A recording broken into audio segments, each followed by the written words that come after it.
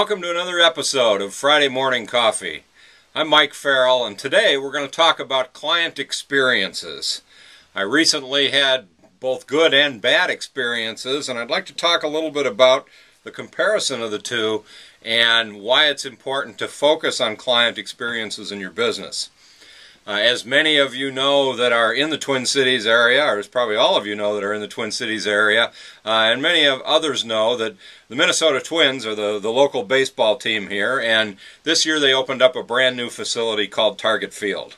And I had the opportunity to attend several games at Target Field, and it really was an incredible client experience. It was the views, the stadium, the way it's set up, the seating, really the feel of the ballpark, all of those kinds of things. But beyond that, the customer service, whether you were going through a concession stand or whether you were purchasing, Twins gear or whatever the case may be, or whether you were just trying to get information, they had a great staff and great support people that really made that experience a great experience. The other thing that they did was they brought in local food specialties that a lot of the people in the Twin Cities know of and are fond of, and incorporated those into their concession stands. So the food at the ballpark, normally you think of stadium food as being not very good. The food at the ballpark was absolutely fantastic. And so overall it was just a fantastic client experience, and obviously they did something right because they sold out the ballpark every single game, 81 games over the course of the season. Now that, in contrast to last week, I had an opportunity to go to opening night of the NBA with a local team here, and I won't name names, but anyhow, I had an opportunity to go to that arena for opening night of the NBA. And this particular team has not been very good over the last several years, and this year they brought in a whole bunch of new faces on the team. They had a pretty successful preseason, and so I thought, well, I'll give them another shot. I actually had been a season ticket holder for them back in the early years when they were here in town, and had dropped my season ticket several years ago. And so I thought, well, you know what, I'll give them another chance, and I'll go to the arena for opening night to see this new team play, and maybe they generate some excitement, and it might be kind of fun to go see them again this year. As I got to the arena, the first thing that happened as we got into the arena, the friend of mine that I was with, we decided we wanted to get something to eat. And so we went to a concession stand, and the concession stand had signage all around it talking about barbecue.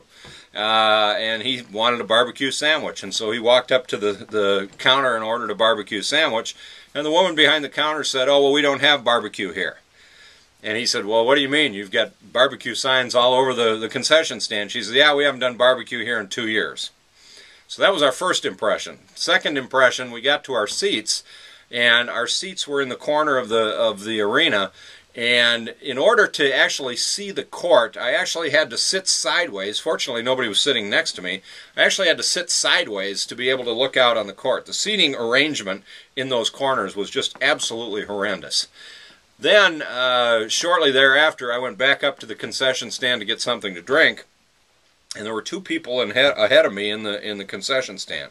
And as I kind of observed what was going on in the concession stand, it was pretty obvious that the person that was taking the order was also responsible for pulling it together, so getting, whatever they had ordered, whatever food items they had ordered, and bringing them back to the person. It was incredibly inefficient. The woman that was running the cash register in the line that I was in, the person that was standing at the register had ordered a hot dog. It literally took her 5 minutes to go back, get the hot dog, get it ready, and bring it back to the counter. I stood there for over 10 minutes waiting to get something to drink, and there were only two people in front of me.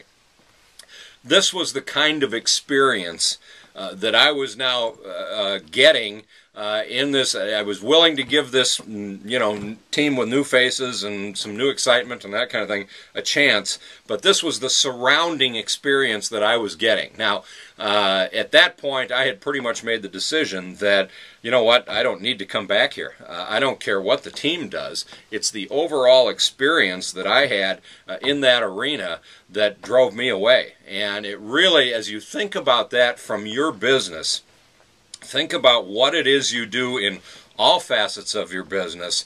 What is it you do that impacts your clients and your customers, and what kind of experience are you providing them?